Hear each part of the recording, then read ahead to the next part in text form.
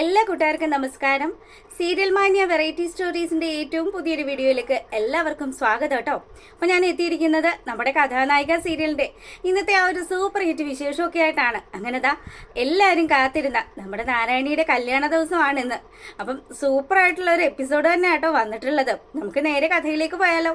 അങ്ങനെതാ നാരായണിയെ കാണാനില്ല എന്നുള്ള ആ ഒരു വാർത്ത അവിടെ എല്ലായിടവും പരുക്കുകയാണ്. അപ്പൊ പരന്നു കഴിഞ്ഞപ്പോഴത്തേക്കിനോ പപ്പനാണെങ്കിൽ പ്രത്യേകിച്ച് ആശങ്കകളും കാര്യങ്ങളും ഒന്നും ഇല്ലാത്തത് കൊണ്ട് തന്നെ നമ്മുടെ ജോയി ആണെങ്കിൽ പപ്പന്റെ അടുത്തേക്ക് ചെല്ലുകയാണ്.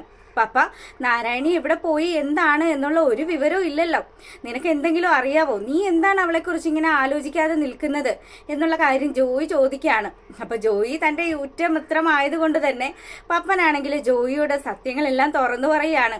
ജോയി, നീ വിചാരിക്കുന്നത് പോലെ നാരായണി മോളെ കാണാതെ പോയിട്ടൊന്നുമില്ല. നാരായണി മോള് ഇന്ന് ക്ഷേത്രത്തിൽ ചെല്ലുകയും അപ്പോൾ കൊടിയിറക്കം ആയതുകൊണ്ട് തന്നെ അനൂപിനോട് ഒരുമിച്ച് തന്നെയാണ് നാരായണി ക്ഷേത്രത്തിൽ എത്തിയത്. അങ്ങനെ നാരായണി ക്ഷേത്രത്തിൽ എത്തുന്നതൊക്കെ നമ്മളെ കാണിക്കുക കേട്ടോ. അപ്പം വെളിച്ചപ്പാടാണെങ്കിൽ ഉറഞ്ഞു തുള്ളുന്ന ഒരു അവസ്ഥയിലാണ്. വെളിച്ചപ്പാട് പറയുന്നുണ്ട് ഇനി കുടമാറ്റത്തിന്റെ സമയമാണെന്നും വാളും ചിലമ്പും ഒക്കെ നമ്മുടെ നാരായണിയുടെ കയ്യിലേക്ക് കൈമാറുകയാണ്. അപ്പം നാരായണിയാണെങ്കിലോ ഈ ഒരു ചിലമ്പും വാളും ഒക്കെ കൈകളിലേന്തി അങ്ങ് ഉറഞ്ഞു തുള്ളാൻ തുടങ്ങുകയാണ്. നാരായണി കലി കയറി പോകുന്നത് നമ്മുടെ അനൂപ് ശരിക്കും പേടിച്ച് നിൽക്കുകയാണ്. അപ്പം അനൂപും പിന്നാലെ ഓടുകയാണ്. ഓടുന്ന സമയത്താണെങ്കിലോ നാരായണി ക്ഷേത്രത്തിന് വെളിയിലെത്തിയതും ഒരുപാട് ഗുണ്ടകള്, നമ്മുടെ ബാലഗോപാലിനെ അയച്ചിട്ടുള്ള ഗുണ്ടകള് നാരായണിയെ കൊല്ലുന്നതിന് വേണ്ടിയിട്ട് അവിടെ വന്ന് നിൽക്കുന്നുണ്ട്. അതുകൊണ്ട് തന്നെ അവന്മാരുടെ അടുത്തേക്കാണ് ദേവി കയറിയ നാരായണി അങ്ങ് ഓടിച്ചെല്ലുന്നത്. ആരുടെ ചോരയാണ് നിനക്കൊക്കെ വേണ്ടത് എന്നുള്ള കാര്യം ചോദിക്കുകയാണ്. അപ്പൊ ഇവന്മാരാണെങ്കിൽ ശരിക്കും പേടിച്ചു പോവാട്ടോ. നാരായണി കല്ലുതുള്ളി കയ്യിൽ ഒരു വാളും ഒക്കെ പിടിച്ചുകൊണ്ടാണല്ലോ വരുന്നത്. അങ്ങനെ അവന്മാരെ ഓടിച്ചു വിട്ടതിന് ശേഷമാണെങ്കിലും നാരായണിയുടെ ആ ഒരു കലി അടങ്ങുകയും നാരായണിയാണെങ്കിൽ അനൂപിനോട് കാര്യങ്ങൾ അവതരിപ്പിക്കുകയൊക്കെ ചെയ്യുകയാണ്. അതെ, ഡോക്ടർ എനിക്കൊരു വാക്ക് തന്നായിരുന്നു, ഏത് സമയത്താണെങ്കിലും ഞാൻ പറയുന്ന ഒരു സമയം, ആ സമയത്ത് ഡോക്ടർ എൻ്റെ കഴുത്തിലെ താലി ചാർത്താം എന്നുള്ളൊരു വാക്ക്. അതുകൊണ്ട് ഡോക്ടറിനെ തീരുമാനിക്കാം, ഇനി ഒരു 10 മിനിറ്റ് മാത്രമേ സമയമുള്ളെന്നും ഡോക്ടറിന് ആരോടാണോ സംസാരിക്കാനുള്ളത് അവരെ വിളിച്ച് സംസാരിക്കാമെന്നുമുള്ള കാര്യങ്ങളെല്ലാം നാരായണി സംസാരിക്കുമ്പം അനൂപാണെങ്കിലോ നാരായണി എടിപിടിയെന്നൊരു കല്യാണം എന്ന് പറഞ്ഞാൽ, അതെ ഞാൻ പറഞ്ഞതല്ലേ, ഒരുപാട് തടസ്സങ്ങൾ നമുക്കിടയിലുണ്ട്. ഇത്രയും ശുഭകരമായിട്ടുള്ള ഒരു മുഹൂർത്തം ഇനി നമുക്കിടയിൽ വരാനില്ലെന്നും അതുകൊണ്ട് ഡോക്ടർ എന്നെ കെട്ടണമെന്നാണ് ഡോക്ടറിന്റെ ആഗ്രഹമെങ്കിൽ ഇപ്പൊ ഈ ഒരു മുഹൂർത്തത്തിൽ എൻ്റെ കഴുത്തിൽ താലി ചാർത്തണമെന്നുള്ള കാര്യവും നാരായണി ഡോക്ടറെ പറഞ്ഞ് ധരിപ്പിക്കുകയാണ്. അപ്പൊ അനൂപാണെങ്കിലോ ആയിക്കോട്ടെ എന്നുള്ള രീതിയിൽ അനൂപിന് പൂർണ്ണ സമ്മതം തന്നെയാണ്. പക്ഷെ അവിടെയും നമ്മുടെ അനൂപ് ഇങ്ങനെ ആലോചിക്കുന്നുണ്ട്, വീട്ടിലേക്ക് നാരായണിയും ഒക്കെ ആയിട്ട് പോയി കഴിഞ്ഞാൽ അമ്മയും അമ്മാവനും കൂടി തൻ്റെയും നാരായണിയുടെയും കാര്യത്തിൽ ഒരു തീരുമാനം ഉണ്ടാക്കുമെന്നുള്ള കാര്യം. അതുകൊണ്ട് തന്നെ അവൻ പറയുന്നുണ്ട്, നമ്മൾ വിവാഹശേഷം എങ്ങോട്ട് പോകും, അതൊക്കെ പിന്നീടുള്ള കാര്യങ്ങളല്ലേ, ഡോക്ടർ എന്തായാലും ആലോചിക്കും.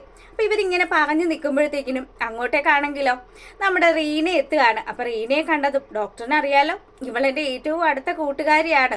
അതുകൊണ്ട് എൻ്റെ ജീവിതത്തിൽ എന്ത് സംഭവം ഉണ്ടായാലും ആദ്യം ഇവളെയാണ് അറിയിക്കുന്നത്. ഡോക്ടറിനോട് ഞാൻ ഇഷ്ടമാണ് എന്നുള്ള കാര്യം പറഞ്ഞത് മാത്രമേ റീനയോട് ഞാൻ ആദ്യമായിട്ട് പറയാതിരുന്നുള്ളൂ. അതിൻ്റെ ആ ഒരു പിണക്കം മാറ്റുന്നതിനും കൂടി വേണ്ടിയിട്ടാണ് റീനയെ സാക്ഷി നിർത്തി വേണം ഡോക്ടർ എൻ്റെ കഴുത്തിൽ താലി കെട്ടാൻ എന്നുള്ള കാര്യം പറയുകയാണ്. റീനയാണെങ്കിലോ വലിയ സന്തോഷത്തിലൊക്കെ ആയി. അപ്പൊ ഇവരിങ്ങനെ സംസാരിച്ചുകൊണ്ട് നിൽക്കുമ്പോഴത്തേക്കിനും അങ്ങോട്ടേക്ക് അമ്പോറ്റുമാമ വരികയാണ്. അപ്പൊ അമ്പോറ്റുമാമ വന്നതും ദാ ഞാൻ പറഞ്ഞില്ലേ, എൻ്റെ അമ്പോറ്റുമാമ അറിയാതെ ഒരു കാര്യവും എൻ്റെ ജീവിതത്തിൽ നടക്കില്ല എന്ന്. അതുകൊണ്ട് എൻ്റെ അമ്പോറ്റുമാമയുടെ അനുഗ്രഹം വാങ്ങിച്ചുകൊണ്ടാണ് ഞാൻ വീട്ടിൽ നിന്നും ഇറങ്ങിയത് എന്നുള്ള കാര്യം നാരായണി അനൂപിനോട് പറയുകയാണ്. അപ്പം അമ്പോറ്റുമാമ അവിടെ വന്നതും അമ്മാവൻ്റെ അടുത്തും കാര്യം പറയുകയാണ്. അമ്മാമ്മ, എനിക്ക് കുറച്ചു മുന്നേ എൻ്റെ ശരീരത്തിൽ കളരിക്കൽ അമ്മ കയറിയെന്നും അമ്മ പറഞ്ഞതനുസരിച്ച് തന്നെ എൻ്റെ കല്യാണം ഇപ്പോൾ തന്നെ ഈ ഒരു 10 മിനിറ്റിനകം ഇതാണ് ഏറ്റവും നല്ല ശുഭമുഹൂർത്തമെന്നും ഒക്കെയുള്ള കാര്യങ്ങൾ നാരായണി അമ്പോറ്റുമാമയെ പറഞ്ഞ് ധരിപ്പിക്കുകയാണ്. അപ്പം അമ്മാവനാണെങ്കിലും വലിയ സന്തോഷമൊക്കെ ആയി. ശരിയാണ്, നാരായണി പറഞ്ഞ കാര്യങ്ങളോട് അമ്പോറ്റുമാമ യോജിക്കുകയാണ്. അങ്ങനെ എല്ലാവരും കാത്തിരുന്ന ആ ഒരു കല്യാണം, അത് സാക്ഷാൽ കളരിക്കൽ ദേവിയെ സാക്ഷിയാക്കിക്കൊണ്ട് നമ്മുടെ അനൂപ് നാരായണിയുടെ കഴുത്തിൽ താലി ചാർത്തുകയാണ്. അപ്പം അതിന് നാരായണിയുടെ ആ ഒരു ചുറ്റുമുള്ളതെന്ന് പറഞ്ഞാൽ ശരിക്കും നമ്മുടെ റീനയും അമ്പോറ്റുമാമയും തിരുമേനിയും അതുപോലെ തന്നെ ആ ഒരു കാക്കാത്തിയമ്മയും മാത്രമാണ്. ബാക്കിയുള്ള ആൾക്കാരൊന്നും ആ സമയത്ത് ആ ക്ഷേത്രത്തിൽ ഉണ്ടായിരുന്നില്ല. വളരെ മംഗളകരമായി തന്നെ നാരായണിയുടെ കൈ നമ്മുടെ അമ്പോറ്റുമാമ അനൂപിന്റെ കൈയോട് ചേർത്ത് വെച്ച് കൊടുക്കുകയാണ്. അപ്പം ആ സമയത്താണെങ്കിലോ ഒരുപാട് സന്തോഷമായി. അപ്പം ഈ കാര്യങ്ങളെല്ലാം അമ്പോറ്റുമാമ നമ്മുടെ ജോയിയുടെ അടുത്ത് പറയുകയാണല്ലോ. അപ്പൊ ജോയി പറയുന്നുണ്ട്, ഇതെല്ലാം അറിഞ്ഞു വെച്ചിട്ടാണോ എൻ്റെ റീനമോളാണെങ്കിലും എന്നോടൊരു വാക്ക് പോലും പറയാതിരുന്നത്?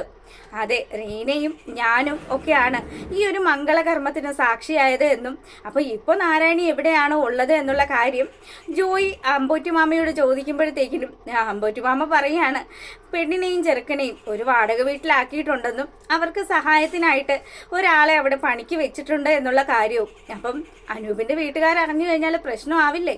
ആകും. എന്തായാലും അതുവരെ ഒരു ഉറപ്പിന് വേണ്ടിയിട്ട് ഇവരുടെ കല്യാണം ഞാൻ നടത്തി കൊടുത്തതാണ് എന്നുള്ള കാര്യമൊക്കെ പറയുക. അപ്പോൾ ഇതിനിടയ്ക്ക് നമ്മുടെ അമ്പോറ്റിമാമ കുറച്ച് ഫ്ലാഷ് ബാക്കിലേക്ക് പോവാട്ടോ.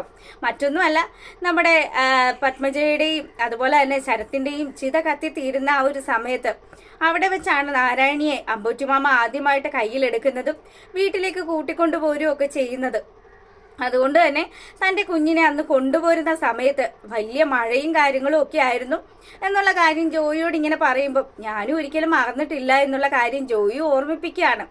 അപ്പം പുള്ളിക്കാരനാണെങ്കിൽ കൊച്ചിന് ആ ഒരു വളർത്തിയെടുത്ത കാര്യങ്ങളെല്ലാം അവിടെ ഇങ്ങനെ ആലോചിച്ച് നിൽക്കുമ്പോഴത്തേക്കിനും ജോയി, എനിക്കിപ്പോൾ ചെറിയ സങ്കടമൊക്കെ തോന്നുന്നുണ്ട്.